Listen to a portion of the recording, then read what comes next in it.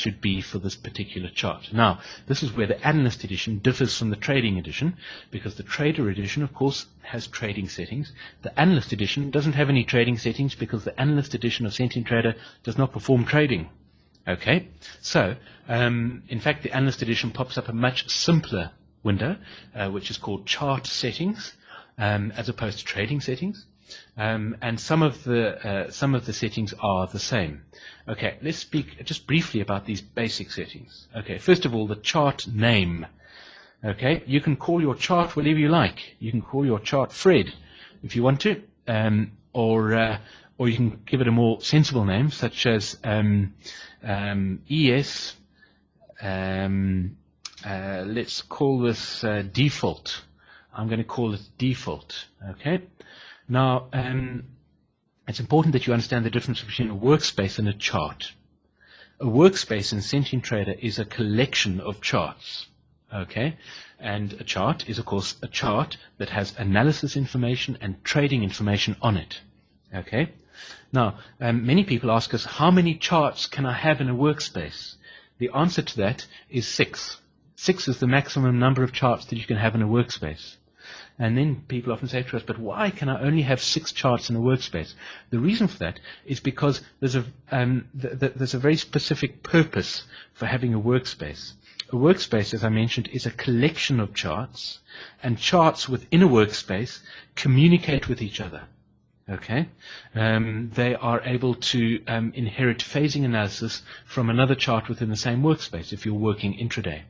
Okay, if there's no need for your charts to either communicate with each other or for you to want to directly compare charts one against the other, then you should create a new workspace, not add another chart to a workspace.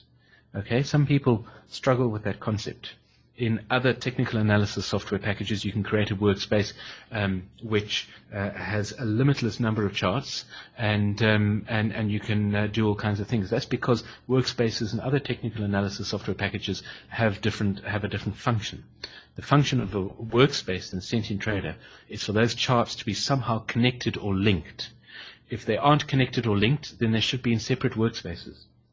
So what's my recommendation? If you're working with an intraday version of Sentient Trader, then you will create 6 charts in your workspace, each of a different time frame, each for the same instrument, and those charts will speak to each other. I'm not going to say much more about that now because that's a little advanced. But if you're working with the end of day version of Sentient Trader, what process should you use for managing your workspaces and your charts? The process I recommend is this, that you create a separate workspace for each instrument that you're analyzing. Okay? And the different charts in that workspace have different analyses. That's the important point. They have different analyses. Okay? So, with that in mind, let me name this chart properly. Okay? I'm going to call the workspace ES, okay, because the ES is the instrument, or S&P Mini, okay. So my chart name doesn't need to tell me what data it is. Okay, so I'm going to delete the ES. I'm going to call this chart Default Analysis, okay. Now, if you've got the trader version of Sentient Trader, it's going to ask you what cycle do you want to trade. I'm going to leave that the default 40-day, and it asks you whether this is a leveraged instrument. These settings you get from your broker, and there's lots of help in the online user manual about this. It explains all of it, so I'm not going to go into too much detail here. The very important piece of information that you need to provide, whether you are using the analyst edition or the trader edition, is this tick size, minimum price move. Okay, I hope you can all see that there. The tick size, that's the minimum price move. So when the price of this instrument moves by the minimum value, okay, what is that minimum value? For most stocks, the minimum value is, of course, 0.01, because a stock can fluctuate by 1 cent. That's the minimum tick. That's the tick of a stock.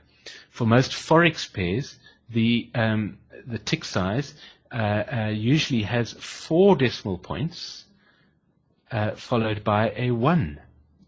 So that's the tick size, or the minimum price move, for a forex pair.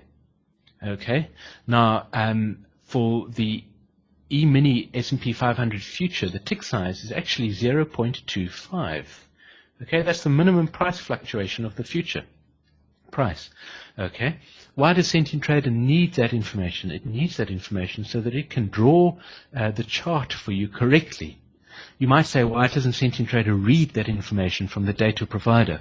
Well, that's because some data providers actually provide data with a whole lot of different decimal points, which are not, the officially recognized resolution or tick size of that data.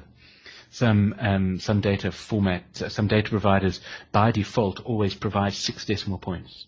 Okay, so Sentient Trader cannot just read it. Well, it could, but it would often be wrong, and it would be a bit ugly and clumsy. So, that's a very important setting, is that tick size. As a matter of interest, quite a lot of emails we receive say, I'm analyzing the euro-US dollar forex pair, and my chart only has 1.30 and then 1.31, 1.32. Where are all the other values in between?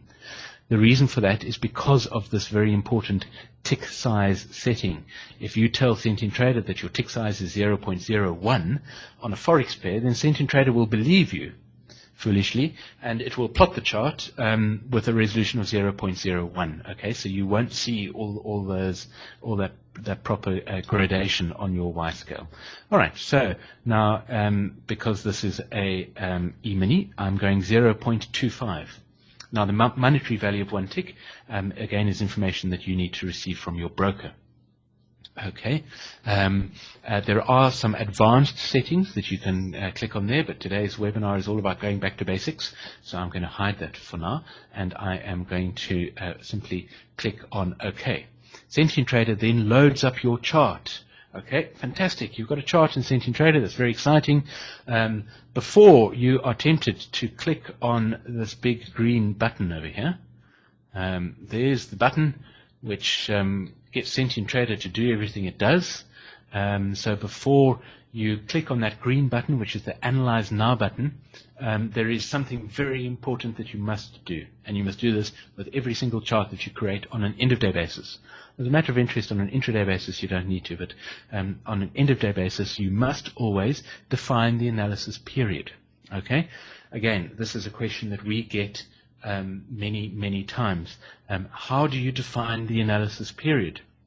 How do you choose your analysis period? What is the analysis period? Okay.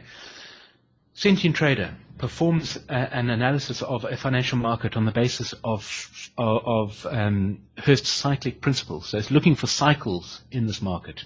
Okay. Now, you as an advanced human being with a very advanced brain, I'm sure, can probably already see some really clear cycles there, right? There are 3 really big cycles there. Looks really obvious. Sentient Trader does exactly what you've just done. It uses a pattern recognition process to find those cycles. Now, it's a very important aspect of pattern recognition that you need to tell Sentient Trader what to look at. What data must it look at? Must it look at all of the data or only some of the data? Why is this important? Well, let me show you on this particular chart, which is why this chart's a very good example. Let me show you this trough over here. Can you see it at the far left? There's a trough right there on the left-hand edge of the chart. Now, you looking at it will probably say, okay, that's obviously a trough of a cycle. Okay, so my cycle goes like that. Okay. There are the troughs and there are the peaks. Okay, so there's the trough. However, we don't know what happened before this on the left-hand edge of the chart. Okay, if I zoom in, I can show you. There is that there is that trough. Here's that trough. All right, it looks like it's a really big, important trough. Okay, but there are only several weeks before that trough that we can see. It's quite possible that before this trough, price dropped down quite steeply and formed a better trough only a few weeks before this. So what we do not want to happen is we do not want sentient trader to say this is a trough of the 4.5-year cycle, because it cannot possibly know that. Okay, when developing sentient trader, I spend a really long time thinking how best can I get sentient trader to avoid doing that, and sentient trader does, as far as possible, avoid doing that. But then it occurred to me, I had a real aha moment while developing Sentient Trader. I realized that the easiest way to stop Sentient Trader from finding a 4.5-year cycle in the first few weeks of the data was to get the user, who is, after all, in control of a fairly advanced human brain, to simply tell Sentient Trader, don't put it there. Okay? So that's what you need to do. That's the one and only thing that you need to do. You need to define your analysis period. How do you define your analysis period? Well, it's actually really, really easy. We don't want Sentient Trader to think that's a very important trough because we don't know what happened before that. Well, we might, but we can't see the data, so we don't really know what's happened before that. So what you need to do is identify a trough on the chart that you know is an important big trough. Okay. What about this next trough here? Could it be that one? Well, it could be, but there isn't enough time before that to know that that was a really important trough. So which trough is clearly a really important trough? Well, obviously this one here in 2009 is clearly a really big important trough, but don't put it there, because then Sentient Trader will only be analyzing the last 3 years worth of data, which is not enough data. Remember our conversation earlier about how much data do you need? I reckon between 5 and 10 years is pretty much good enough. Okay, so you need to choose the first trough on your chart that is clearly of significance. Where is that trough? Well, it's over here. Okay, it's somewhere over there. Okay, and then having found that trough, you need to go back to the previous peak. Okay, which is over here, and then move forward about 1/3 of the distance. But you do not need to be accurate about this. You don't need to be absolutely accurate. You come forward about 1/3 to 1/2 of the distance, and you're going to define the start of your analysis period somewhere over there.